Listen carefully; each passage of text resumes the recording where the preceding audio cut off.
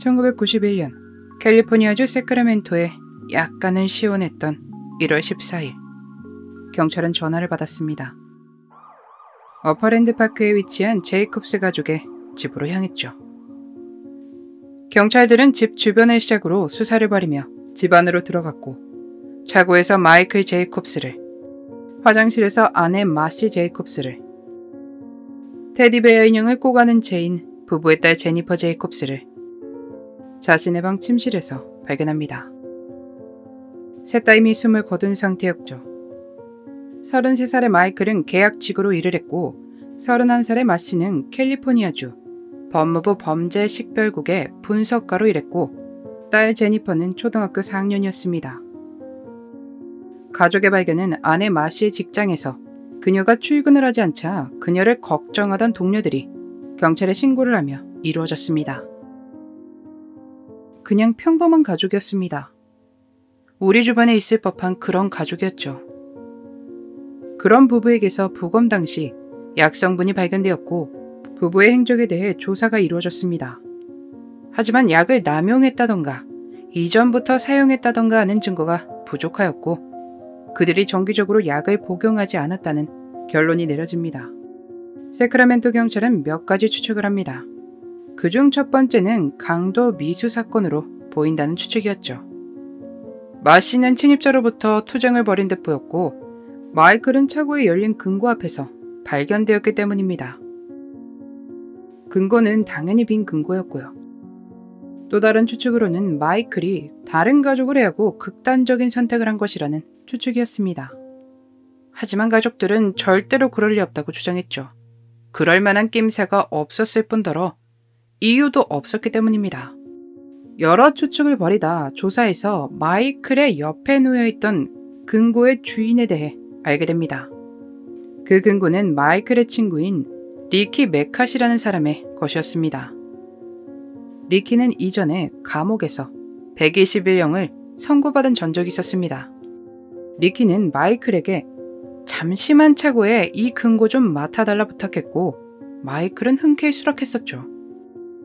그런데 리키는 120일을 복역하고 1990년 10월에 실종되어 어디에서도 발견되지 않았고 아마 이미 이 세상에 없는 사람일 것으로 추정하고 있지만 특별히 죽음에 대한 증거는 발견하지 못했습니다.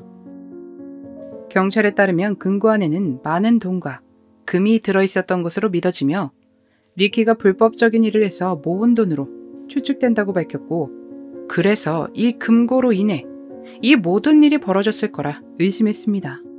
그러나 리키는 사라졌고 금고와 관련된 인물들이 누구인지 밝혀진 바가 없으니 누군가를 범인으로 추정하기도 어려웠죠. 그저 관련이 있을 것이다 라는 심증만이 남아있는 상태입니다.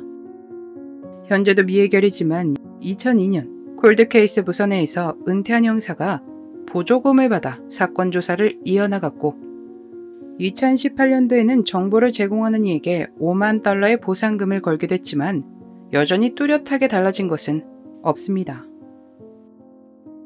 하지만 보상금을 걸고 제보를 기다린 지 이제 2년밖에 지나지 않았으니 많은 제보가 들어와 사건이 해결될 것이라 믿고 싶습니다. 인형을 꼭 안고 자신의 방에서 발견된 제니퍼를 본 형사는 아직도 그녀를 떠올리면 팔에 털이 오소소 선다고 합니다. 어떤 악독한 이가 아무런 감정도 없이 그런 모습을 보고도 무기를 들어올릴 수 있었을까요? 사건은 추측만 있을 뿐 강도인지 금고를 가져다 준 친구와 관련이 있는 것인지 확실하게 모릅니다. 아내 미씨의 투쟁의 흔적만으로 충분히 증거가 많을 법도 한데 어떻게 용의자를 가리킬 만한 증거가 나오지 않았을까요? 여러분은 어떻게 생각하시나요? 어서 해결이 되어 제이콥스 가족과 그들의 친인척들에게 마음의 안정이 찾아오면 좋겠습니다. 그날의 미스터리, 여전히 풀리지 않은 제이콥스 가족의 사건이었습니다.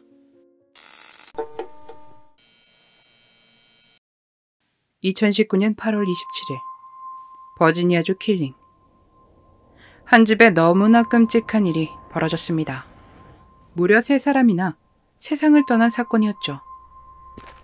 그들의 이웃이 옆집에서 나는 소음을 듣고 확인하러 갔다가 앞뜰에 쓰러진 사람을 발견했고 차고 쪽으로 걸어나가는 남성을 목격한 뒤 경찰에 신고를 했습니다. 경찰은 숲속으로 도망친 남성을 찾기 위해 그의 뒤를 쫓았죠. 해를 입은 사람들은 조안 버나드, 에밀리 비벤스, 그녀의 아들 컬렌 비벤스였습니다. 범인은 조안의 아들, 에밀리의 남동생인 매튜 버나드로 추정되는 상태였죠. 지역에서는 빠르게 매튜 버나드를 조심하라며 주의를 요했고 마을 사람들도 경계에 들어갔습니다. 얼마 지나지 않아 그는 탈의를 한 상태로 경찰과 마주했고 멈추라는 경찰의 경고에도 그가 움직이자 후추 스프레이를 뿌리지만 그는 계속해서 원을 그리며 움직였습니다. 그러다 도망치는 그와 난투 끝에 결국에 체포가 이루어집니다. 한편 플로리다주 세인트 피터즈버그의 야구팀인 템파베이 레이스 야구팀 소속의 24살의 투수 블레이크 비벤스는 경기를 위해 다른 주에 있던 상태였습니다. 그는 오전 9시에 일어나 핸드폰을 들어 페이스북에 들어갔죠. 페이스북의 헤드라인에 자신의 처남인 매튜 버나드의 사진과 함께 그를 찾고 있다는 기사를 보게 됩니다. 그는 직감적으로 무슨 일이 벌어졌다는 것을 알았고 부모님에게 전화를 걸었습니다.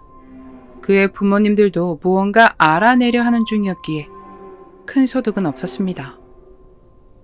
블레이크는 모든 짐을 서둘러 챙기고 팀 직원 2명과 함께 집으로 가기 위해 공항으로 향했습니다.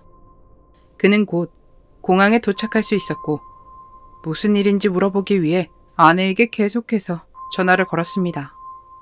그러나 그녀는 결코 전화를 받지 않았죠. 그래서 사망한 2 여성과 아이에 대한 기사에 대해 정보를 얻기 위해서 페이스북을 검색했고 불안했던 일이 사실이었음을 알게 됩니다. 헤드라인 기사에 떠있는 해를 입었다는 3사람이 자신의 아내와 아들 그리고 장모님이었다는 것을요. 그것을 깨달은 블레이크는 공항에서 비명을 지르기 시작했습니다. 19살의 매튜 버나드는 3건의 1급 사람을 해한 혐의로 체포되어 기소됩니다. 그는 극단적인 선택을 할 것을 염려한 경찰들의 감시하에 수감되었습니다. 8월 28일 열린 기자회견에서 경찰은 매튜가 동기가 없다고 말했다고 알렸습니다. 매튜 버나드는 재판을 받을 수 있는 정신상태인지 검진을 받았고 재판을 받을 수 없다는 판결이 내려집니다. 그가 이번에 재판을 받을 수 있을 정도로 회복시킨 후 재판이 이루어진다고 하네요. 매튜의 사촌에 따르면 그는 정신질환을 앓고 있었는데 한계점에 도달해 있었다고 합니다. 그는 내 사촌이고 여전히 그를 사랑하며 그의 곁에 있을 것이라 말했고 사람들이 본 것은 전혀 그가 아니며 우리는 이런 일이 일어날 것이라는 상상도 해본 적이 없다 덧붙였죠. 그렇죠. 가족의 입장에선 아팠지만 착하고 바른 행동에 그 모습을 기억할 테니 믿을 수 없는 일이겠지만 개인적으로 아내와 아들을 잃은 블레이크를 위해서라도 마음속으로만 생각했어야 했지 않나 싶습니다. 블레이크가 가장 힘들었던 순간이 집에 돌아와 아들의 침실에 들어갔을 때였으며 이제 다시는 아들을 볼 수 없을 것이라는 것을 깨달았을 때 그것은 인생에서 최악의 순간이었다고 전했습니다. 아닐 거야 라고 믿으며 기사를 찾아보다 자신의 가족들 사진을 발견했을 때의 그의 기분은 정말 감히 상상도 못하겠습니다. 매튜의 재판이 빨리 이루어지고 그에게 단죄가 내려지면 좋겠지만 정신질환의 문제로 감형되지 않을까 걱정도 됩니다. 제대로 된 형량이 나와 블레이크가 조금이라도 마음의 안정을 찾았으면 좋겠습니다. 참 그렇습니다. 보통 나에게 무서운 일이 생길 거라 생각하지 않습니다. 원래라면 그렇게 생각하는 것이 맞고 그런 일이 일어나지 않아야 하는 것이 당연한 일이고 말이죠. 하지만 현실적으로 굉장히 어려운 일이죠. 게다가 가족이라면 더더욱 생각지 못할 것입니다. 이런 일이 벌어지는 것이 너무 슬프고 안타깝고 씁쓸합니다. 세상이 안전해지는 날이 오면 좋겠지만 꿈처럼 느껴지네요.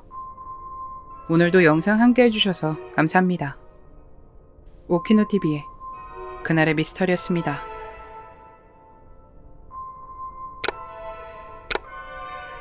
마지막까지 시청해주셔서 감사합니다. 좋아요와 구독은 저에게 큰 힘을 줍니다. 오늘 하루도 수고하셨습니다. 좋은 밤 보내세요.